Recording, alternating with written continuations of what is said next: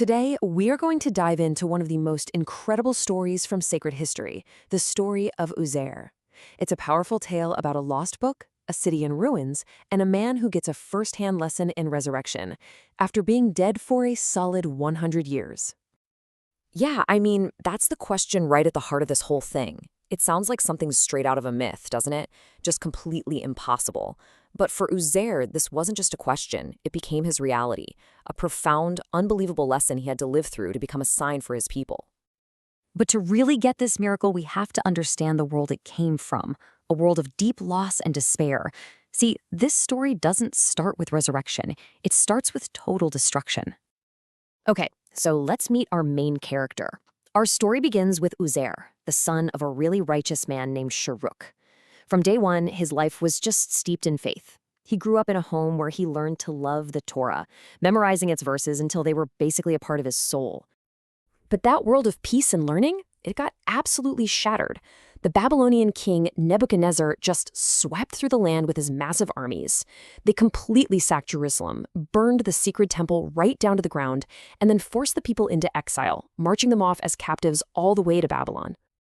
And in the middle of all that chaos and destruction, the most precious thing they had was lost. The copies of the Torah, their guide, their history, their connection to God, were scattered and burned. It was like their guiding light was just snuffed out in all that fire and ash. So now they're living in exile in Babylon, and Uzair sees the deep sorrow of his people. At night, he'd look up at the sky, his heart just aching for that lost book and their destroyed home. His prayer was simple but powerful. He was asking for a mercy, for some kind of light to guide them out of this overwhelming darkness. And it's right here, in exile, that Uzair's own journey takes a turn that is, well, it's profound and absolutely astonishing. And believe it or not, it all kicks off with a simple question. So, as the years went by, Uzair grew up to be this really respected scholar. He became a beacon for his community there in Babylon, sharing everything he had memorized from the Torah and keeping its teachings alive in everyone's hearts. Then one day, he's out on a journey and he comes across a village that is just completely in ruins. We're talking collapsed walls, empty homes, total desolation. And as he's looking at all this, a question pops into his mind, and he says it out loud. How could God possibly bring this place back to life after it has so completely died? It was a huge question, one that gets at the very nature of resurrection, and the answer he got was immediate and absolute. In that exact moment, God caused Uzair to die, and he would stay that way, totally untouched by the world, for 100 years. A full century passed. Just think about that for a second. Entire generations were born, they lived their lives, and they passed away. Little kids grew up to become grandparents themselves. Kings rose to power, and entire empires fell. And through it all, Uzair just remained, completely unaware as the world changed all around him. So the first part of this miracle was the 100 years of death. But the second part, well, that begins the moment he wakes up. As he opens his eyes to a world he doesn't recognize at all, Uzair is about to get a very direct, very real lesson in divine power.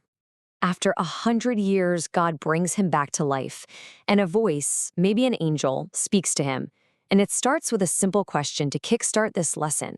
How long were you here for? To Uzair, it felt like he'd just taken a quick nap.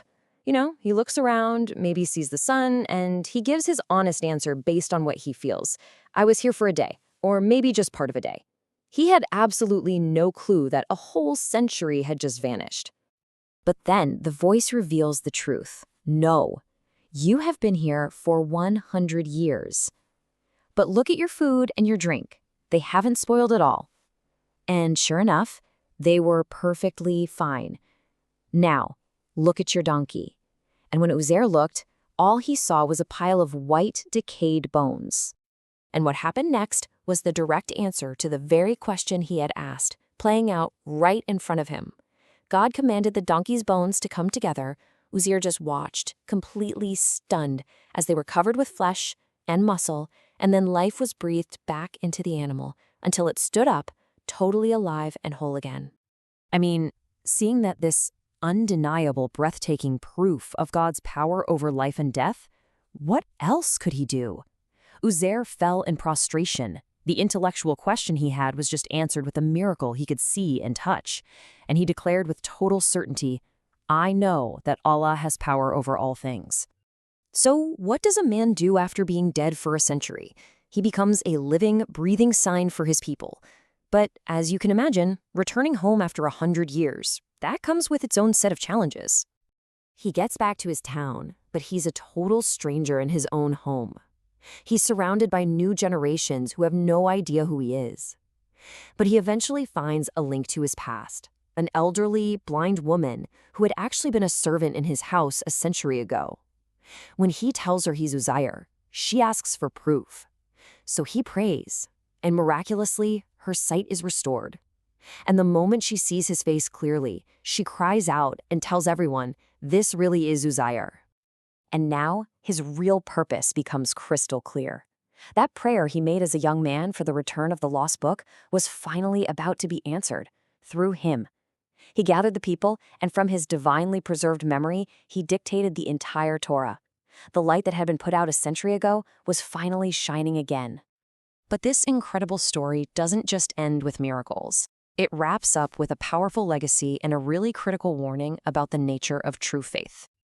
You see, the people were so completely amazed by these miracles, his return after 100 years, his perfect memory of the Torah, that some of them just went too far.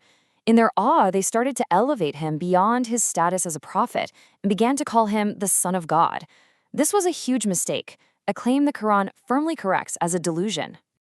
So in the end, Uzair's life leaves us with some really profound lessons. First, that God's power over life and death is absolute. Second, that divine knowledge is a light that can revive not just hearts, but entire nations. And finally, a crucial warning. We should always honor righteous people, but never, ever elevate them to a divine status, because worship belongs to God and God alone. And that brings us to one final thought. The story of Uzair is this grand, undeniable sign.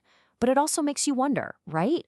What are the smaller signs, the everyday miracles of mercy, guidance, and revival that maybe we're overlooking in our own lives?